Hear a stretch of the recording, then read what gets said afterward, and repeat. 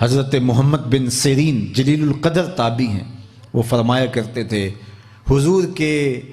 حضور کی محبت کا نور تو درختوں کے کلیجے میں بھی رکھا گیا ہے۔ اور زمانے نے وہ کہانی بھی سنی ہوگی کہ حضور جب احد کی چھاتی پہ قدم رکھتے ہیں تو وہ جھوم اٹھتا ہے، تو آقا کریم زور سے اپنا پاؤں پتھر پہ مار کے فرماتے ہیں اثبت، ٹھہر جاؤ، فَإِنَّمَا عَلَيْكَ نَبِيٌّ وَصِدِّيقٌ وَشَهِيدَانِ، تیرے اوپر اللہ کا ایک نبی ہے، ایک صدیق ہے اور 2 شہید ہیں۔ تو پہاڑوں کے کلیجے میں حضور کا پیار رکھا گیا ہے، درختوں کے سینے میں حضور کی محبت رکھی گئی ہے۔ حضرت یعلا بن مرہ رضی اللہ تعالیٰ عنہ فرماتے ہیں ایک سفر میں حضور کے ساتھ تھا، میں نے 3 چیزیں دیکھی، ان میں سے ایک چیز کا ذکر کرتے ہوئے فرمایا کہ حضور استراحت فرمانے لگے اور میں پہرے کے لیے کھڑا ہو گیا۔ دور صحرا میں ایک درخت تھا، میں کیا دیکھتا ہوں کہ وہ ہلنا شروع ہو گیا، تھوڑی دیر کے بعد جڑوں سمیت اکھڑ کے شاخوں کے بل اپنے آپ کو گھسیٹتا ہوا میرے برابر آ کے کھڑا نہیں ہو جاتا۔ تھوڑی دیر تک کھڑا رہا، جھومتا رہا، پھر واپس جا کے جہاں سے وہ اکھڑا تھا وہیں جا کے نصب ہو گیا۔ میرے لیے حیرت زدہ ماحول تھا، لیکن میں کس سے بات کرتا، کوئی تھا ہی نہیں۔ خیر حضور جب بیدار ہوئے تو میں نے سلام عرض کرنے کے بعد پہلی بات یہی کہی، حضور وہ جو سامنے والا درخت ہے یہ تھوڑی دیر قبل اپنی جگہ سے اکھڑا اور شاخوں کے بل اپنے آپ کو گھسیٹتا ہوا میرے برابر آ کھڑا ہوا تھا، پھر واپس وہاں جا کے نصب ہو گیا۔ حضور نے حیرت سے یہ نہیں کہا کہ میں تو سویا تھا، کیا کہانی ہوئی؟ آقا کریم نے ارشاد فرمایا تلک شجرۃ استاذنت ربہا، یہ درخت ہے جس نے رب سے اجازت مانگی تھی، محبوب میرے مالک تیرا محبوب نیڑے آیا ہے، قریب آیا ہے، سلام نہ کر رہا ہوں، اجازت ہو تو سلام نہ کر رہا ہوں، فآذن لہا، تو رب نے اس کو اجازت دے دی، اذن دے دیا، تو یہ مجھے سلام کرنے کے لیے حاضر ہوا تھا۔ تو درختوں کے کلیجوں میں حضور کا پیار ہے، پتھروں کے سینوں میں حضور کی محبت ہے، احد کا کلیجہ دھڑک رہا ہے حضور کے پیار میں، خشک تنے رو رہے ہیں حضور کی محبت میں، تو جو سینوں میں تڑپتے ہوئے دل رکھتے ہیں تو وہ حضور کے پیار میں بے تاب کیوں نہیں ہوں گے، وہ حضور کی محبت میں بے چین کیوں نہیں ہوں گے؟ تو آؤ پھر صحابہ کی زندگیاں دیکھیے، ان کی الفتوں کی کہانیاں سنیے کہ وہ کس طرح حضور سے پیار کرتے ہیں۔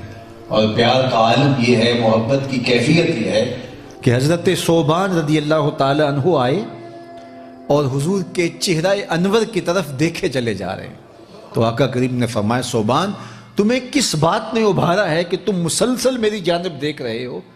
تو حضرت ثوبان نے عرض کی یا رسول اللہ صلی اللہ علیہ وسلم، میں یہ سوچتا ہوں کہ جنت میں اگر میں گیا بھی تو میں کسی نچلے درجے میں ہوں گا اور آپ نبیوں کے ساتھ اونچے درجے میں ہوں گے، تو پتہ نہیں وہاں زیارت ہوتی ہے یا نہیں ہوتی، جی بھر کے حضور کو دیکھ لو۔ یہ ان کی محبت کی کہانیاں ہیں، یہ ان کی الفت کے انداز ہیں۔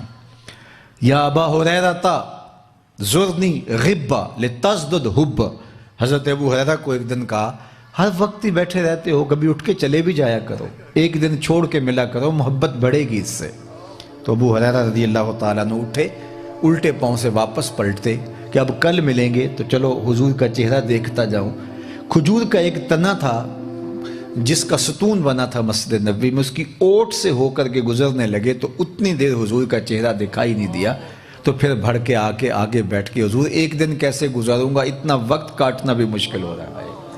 یہ ان کی محبت تھی، یہ ان کا پیار تھا، یہ ان کی الفت کا انداز تھا۔ اللہ اکبر۔ صحابہ سے کسی نے پوچھا کہ حضور کیا ظہر اور عصر کی نمازوں میں قرات کرتے تھے؟ کہاں کرتے تھے؟ کہا تمہیں کیسے پتہ ہے؟ چونکہ جب بندہ نماز پڑھ رہا ہو تو اس کی نظر جائز سجدہ پہ ہونی چاہیے، اور حضور علیہ السلام آگے تشریف فرما ہے، تو تمہیں کیسے پتہ ہے کہ قرات کرتے تھے؟ تو انہوں نے جو جواب دیا صحیح بخاری ہے، اٹھائیے، نحنو نعلم باستراب لحیتہ، وہ کہتے ہیں ہم حضور کی مبارک داڑھی کی جنبش سے اندازہ کر لیتے تھے کہ قرات چل رہی ہے۔ تو نماز بھی چل رہی ہے اور رخ محبوب کی دید بھی چل رہی ہے۔ حضرت کعب بن مالک رضی اللہ تعالیٰ عنہ کی کہانی سنیے، اور یہ بھی صحیح بخاری ہے، باب ثلاثۃ الذین خلفوا، سورہ توبہ میں جن کا ذکر ہے، ایک غزوے میں پیچھے رہ گئے تھے، حضور ان سے ناراض ہو گئے تھے اور حضور نے ان سے بولنا چھوڑ دیا تھا، اور یہ بہت بے چین ہوتے، مسجد نبوی میں آتے اور کہتے میں حضور کے قریب ہو کے نماز پڑھتا، اصلی قریبا منہ، میں نماز حضور کے نیڑے پڑھتا۔ اللہ اکبر۔ لیکن آگے کہانی سنیے، نیڑے کیوں پڑھ کے؟ ثواب زیادہ ہو یہ غرض ہو سکتی ہے، لیکن انہیں بتا دیا کہ میں قریب کیوں کھڑا ہوتا تھا۔ کہا اصلی قریبا منہ فاسارقہ النظر، میں اس لیے نیڑے نماز پڑھتا، نماز بھی پڑھتا رہتا اور چوری چوری حضور کی دید بھی کرتا رہتا۔ اللہ اکبر۔ یہ ان کی محبت کے رنگ تھے، ان کی الفتوں کے انداز تھے، ان کی محبت کی کیفیت تھی۔ حافظ شیرازی نے کہا کہ جتنا عشق میں نے اپنے محبوب سے کیا ہے، وہ اپنے محبوب سے مخاطبت کرتے ہوئے کہتا ہے کہ اتنا کسی نے پیار اپنے محبوب سے نہیں کیا ہوگا جتنا میں کیا ہے۔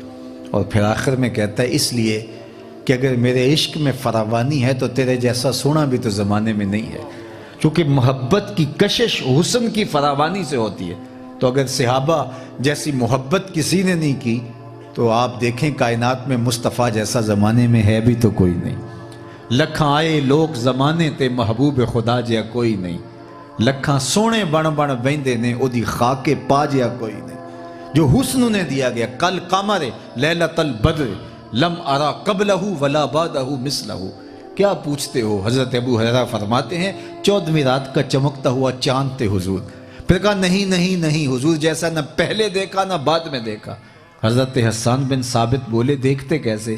کسی ماں نے جنم دیا ہوتا تو دیکھتے۔ خدا نے وہ سچائی پن چھڑیا جہدے وچ محمد نو ٹالیا سی۔ حسینہ جمیلہ دا منہ موڑ دیتا، محمد بنا کے قلم توڑ دیتا۔ ایسا پیکر تراشا، ایسا جمال دیا، ایسی خوبصورتی عطا کی۔ اللہ اکبر۔ تو کہا کہ اگر میرے جیسی محبت کسی نے نہیں کی تو اس لیے کہ تیرے جیسا سونا بھی تو کوئی نہیں۔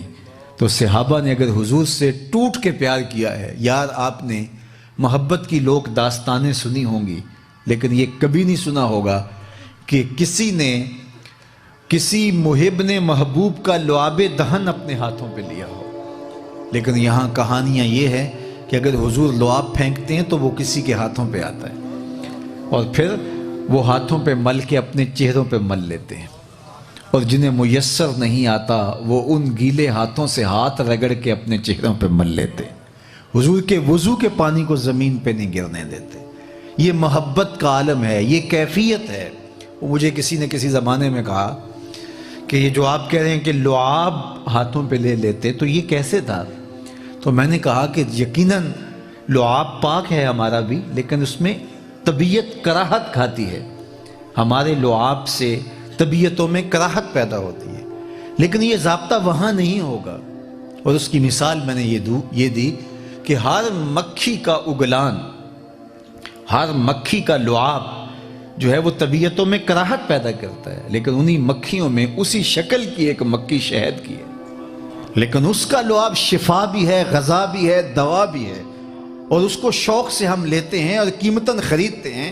یار رب نے مکھیوں میں سے ایک مکھی رکھ دی جس کا لعاب برکت والا ہے۔ انسانوں میں محمد عربی کو ایسا بنایا جن کا لعاب نور علی نور، وہ برکت رکھ دی، وہ نور رکھ دیا۔ بلکہ حضور نے ایک دن پچنے لگوائے اور ایک لگن میں خون جمع ہو گیا۔ ایک صحابی سے کہا جاؤ اس کو ایسی جگہ بہاؤ جہاں کسی کے قدم نہ پڑے۔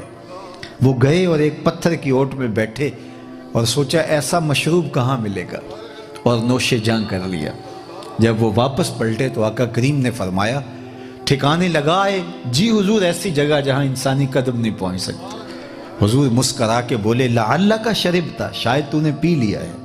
اس نے کہا جی حضور۔ کالا یا غلام قد حررتا نفسک من النار، اے بیٹے تو نے اپنے آپ کو آتش دوزخ سے بچا لیا ہے، تیرے خون میں میرا خون شامل ہو گیا۔ تو میرے اور آپ کے خون، میرے اور آپ کے لعاب، میرے اور آپ کے پسینے کی مثال اور ہے۔ یہاں طبیعتوں میں کراہت پیدا ہوتی ہے، لیکن وہ جن کا بدن نور ہے، جن کی آنکھیں نور ہیں، جن کا سراپا نور علی نور ہے، اور ان کے بدن کے متعلقات بھی نور علی نور ہیں، اور برکت اور شفا کا سامان اور ذریعہ ہیں، تو محبت کے یہ نوکھے انداز زمانے نے دیکھے۔ کائنات میں کوئی ایسا محبوب نہیں ہوگا، کوئی ایسا سونا نہیں ہوگا، کوئی ایسا جو ہے وہ کائنات کا مطلوب نہیں ہوگا اچھا میں ایک اور بات کرتا ہوں کہ ہم اگر حضور سے پیار کرتے ہیں تو یہ کتنا بڑا